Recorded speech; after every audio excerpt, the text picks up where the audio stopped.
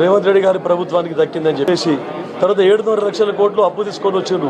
విద్యా వైద్యానికి మా ముఖ్యమంత్రి గౌరవ రేవంత్ రెడ్డి గారు ఈరోజు ప్రాముఖ్యత ఇస్తూ ఉన్నారు. వ్యవసాయానికి కూడా ప్రాముఖ్యత ఇస్తూ ఉన్నారు.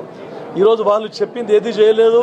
రుణమాఫీ ఈరోజు ₹1,00,000 వరకు ఇప్పటివరకే రుణమాఫీ చేసిన ఘనత మా ప్రభుత్వానికి రేవంత్ రెడ్డి గారి ప్రభుత్వానికి దక్కిందని చెప్పేసి వ్యవసాయానికి హైయెస్ట్గా 72,000 కోట్ల రూపాయలు ఈరోజు పెట్టడం జరిగిందని చెప్పేసి నిజంగా దానికి రైతుల మీద ఏదైతే ఉన్నదో రైతు పక్షపాత అని అదే నిదర్శనం అని చెప్పి చెప్తా ఉన్నాం.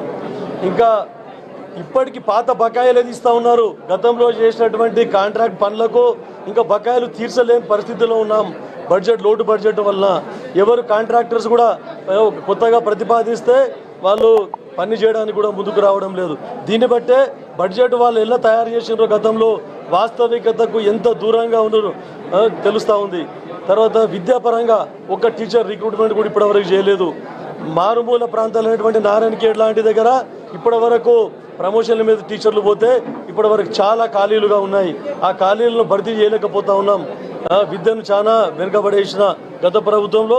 తర్వాత ఇప్పుడు రేవంత్ రెడ్డి గారు వచ్చిన తర్వాత కొత్తగా ఇప్పుడు డిఎస్సి సెలక్షన్ అయితే మరి ఉద్యోగాలను కూడా భర్తీ చేయడం జరుగుతూ ఉందని చెప్తా ఉన్నాం.